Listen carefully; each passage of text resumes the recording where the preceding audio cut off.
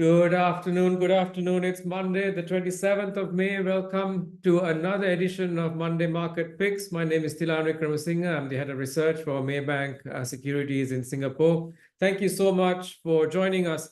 If you haven't had a chance to download our newsletter, which looks like this, please do. You can do that by scanning the QR code on your screen right now. A lot of stuff to go through today. We've got there's been a lot of bets that the Fed will start cutting sooner rather than later. It seems to change every week, but it seems to be picking up a bit of steam with U.S. consumer numbers coming a bit lower than expected in terms of overall inflation. So this optimism is permeating across Asia as well. So we've got how does that read into the markets in Asia? That's what we're going to discuss today. But before that, we've got economist Brian, who's online, and he's going to be talking about Singapore's latest GDP numbers as well as the latest inflation numbers and what do those things mean. We've also got Husseini on the line. He's making a big call on large cap Singtel as well as on Starhub. We're going to find out what his thoughts are. And then we've also got Etta on the line, where we are going to Indonesia, and we're going to talk about Bukalapak, where he's making a big call there as well. And as always, we've got some charts from Nick, the chart guy, as well. So we'll go through those. But first, let's have a quick look at market moves. Generally mixed last week. The US markets came off. The S&P down about 0.7%, Dow Jones down about 1.5%, largely driven by expectations that Fed will hold for longer. That seems to be changing this week with expectations of the inflation numbers coming in a little bit lower than expected. The Chinese markets were down as well. The HSI down about 1.7%. Shanghai Composite down about 1.3%, largely driven by expectations that a lot of the property measures that China has done may not be sufficient to build back confidence. Slightly different tone in Southeast Asia, where we did see the STI up about 0.4%, KLCI up about 0.4% as well, as we generally see the supply chain relocation story kicking in. So quite a bit of mix happening, but I think Southeast Asia is starting to look like the region to really focus on for the next few months. So let's start with Brian. Brian, welcome to the show. Brian, Singapore's first quarter GDP came in quite robust at around 2.7%. What contributed to this, and any major surprises that you saw? Hi, morning Tilan, morning everyone. So first quarter GDP growth indeed came in at a quite robust 2.7%, and I think the major contributor to this was actually services. So services managed to surprise on the upside at 3.2%, and this or rather services managed to surprise the flash estimate of 3.2%. It accelerated to a 5-quarter high of 3.9% year-on-year. So just to give a flavor of the leading services drivers, we had finance and insurance benefiting from a surge in market transaction volumes, which boosted net fees and commission incomes. Credit growth also rebounded to a positive after multiple quarters of contraction. And also the recovery in air travel as well as global trade volumes benefited the transport and storage as well as wholesale trade sectors. Accommodation received a generous boost from the Taylor Swift concert, picking up to a 3-year high of 14.4% year-on-year. We had a surge in tourists, not just because of the slew of concerts, but also because of steady recovery in Chinese tourists. Back to you, Taylor. That's good. So one area that that hasn't really kept pace was manufacturing, right? We were expecting manufacturing to now pick up for a few months now.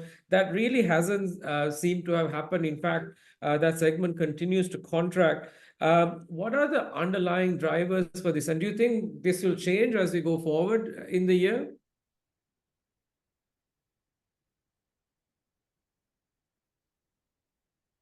Yeah, so manufacturing is weak mainly due to electronics in the first quarter. Electronics contracted by 4.3%. I think we must remember that electronics accounts for the bulk of the manufacturing sector. And besides that, the biomedical manufacturing cluster also contracted by double digits. But this sector tends to be very volatile. I think if you look at the electronics sector and you break down the drivers, basically the weakness in the first quarter has been caused by weaker demand for automotive as well as industrial chips.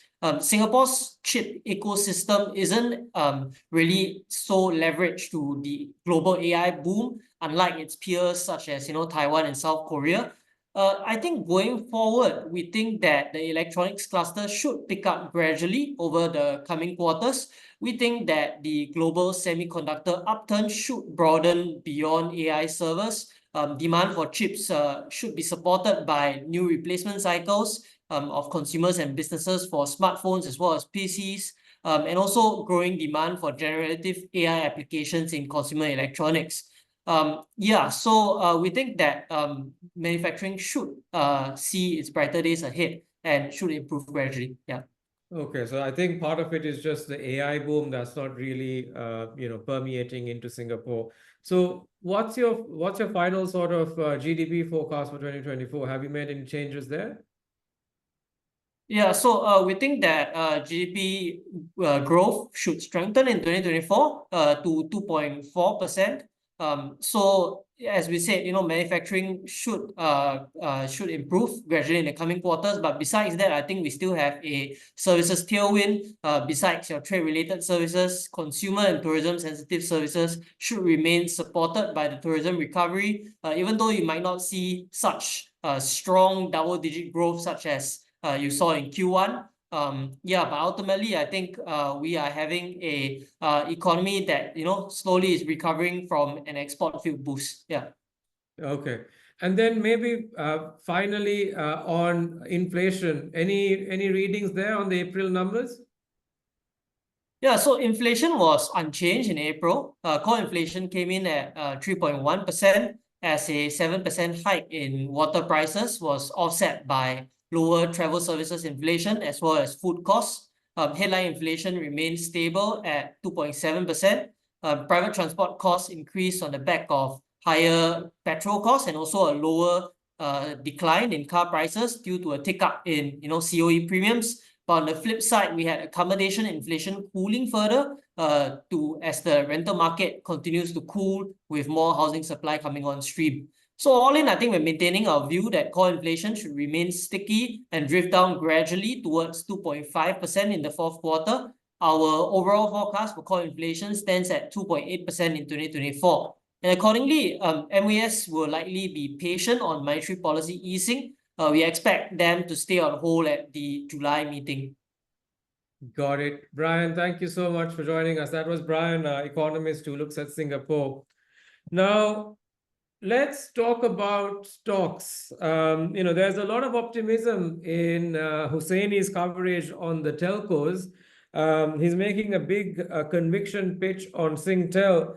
Hussaini, you've upped the target price to $3.24 from $3.10, and you're keeping your buy call after results on Singtel. On your target price, there's almost 40% upside. But what's driving this optimism? Yeah, sure. Thanks, Thilan, for having me.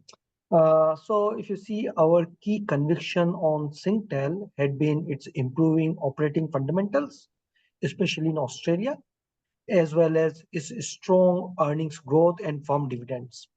Now, my conviction has nothing but increased post FY24 results last week. First, FY24 dividends of 15 cents surprised on the upside versus expectations of around 12 cents. Second, company has guided for EBIT growth of high single digit to low double digit in FY25. And to an extent, indication was that it may extend in FY26 as well. And third, forward dividend outlook is also very firm with a 3 to 6 cents additional value realization DPS or maybe for the means we can call it a special dividends on top of regular dividends. And this combined translate to an attractive 7+% dividend forward dividend yield. Operationally as well, things are looking positive. Core capex is trending down. Mobile growth was firm, and cost control on track. Today only, Optus announced 5 to 19% price increases in Australia. This will, in my view, add to the growth. Right. So, I mean, when you think about Singtel, especially the past few months, there has been quite a bit of bad news as well, partly from Optus, from the outages, as well as impairments and things like that. So do you think these are firmly behind Singtel now? That Optus network outage, I think it was one-off, and it was in November last year. And then the other news was the impairment news. Okay. So means bit backtracking. So when Singtel announced a network sharing deal with TPG, I think early this month, and which by the way is very positive in our view. But at the same time, it also announced the Optus and NCS impairment of around $3 billion. Most of that is goodwill impairment, and only a small portion is asset impairment. Now, admittedly, investors took the impairment news negatively. However, we see silver lining here. First, asset impairment is non-cash in nature. And second, it is a potential precursor to a stake divestment in Optus.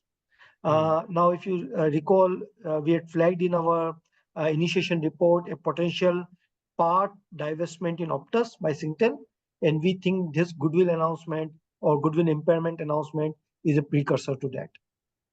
Got it. And just to remind our viewers, in Thailand, they can get exposure to Singtel directly from the Singtel DRs that are listed on the set as well.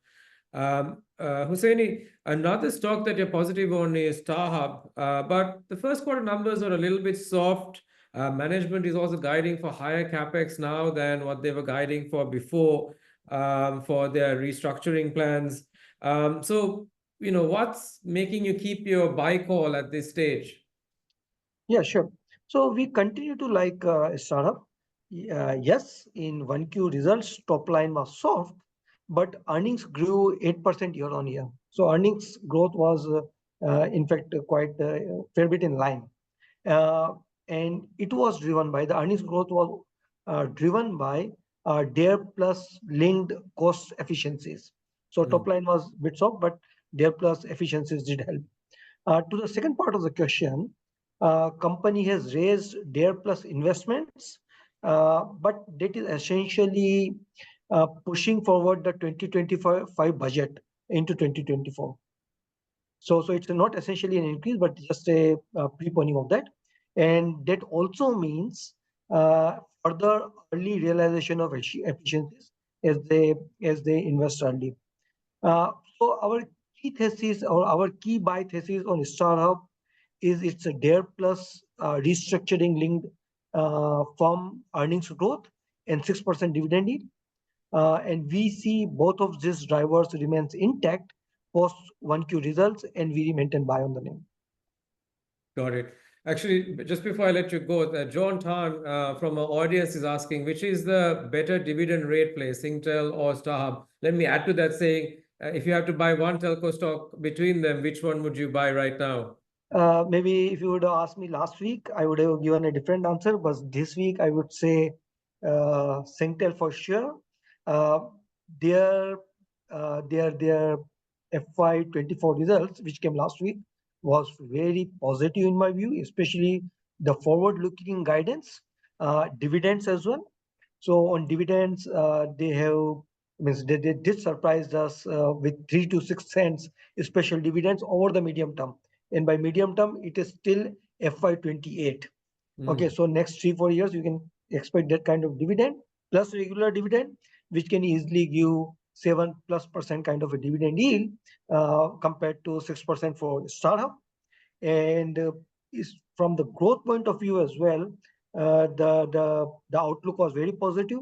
It means even if you see the Singapore growth, Singapore mobile growth, Singtel grew, I think, 3 to 4% in the second semester of FY24 compared to negative growth for Starhub. Now, so Singtel is taking market share there as well. Got it. And Optus, again, as we discussed, today only they raised prices by 5 to 19%. So Singtel looks quite good both on dividends as well as growth. Got it. Thanks, Hussaini. That was very helpful. That was Hussaini, telco and internet analyst. Thanks, Now, John. staying on the internet side, let's go to Indonesia, and we've got Etta Putra on the line. Now, Etta's upgraded Bukalapak to a buy from a hold with the target price of 160 IDR. Now, Etta, e-commerce is still very competitive in Indonesia. So what's driving this change of mind and change of heart for you at this stage for the stock? Hi, thank you, Tilan, and good afternoon, everyone.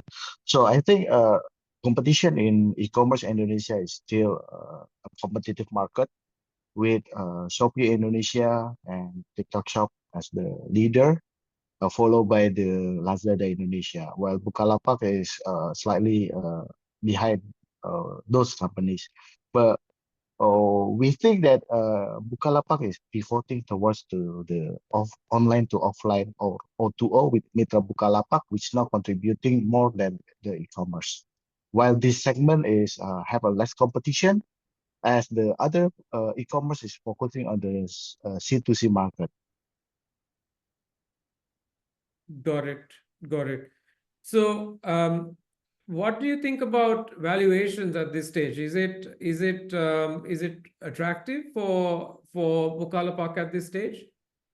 Yes, I think current valuation is quite attractive. We maintain our we maintain our target price at 160, and now currently Bukalapak is trading below its cash level.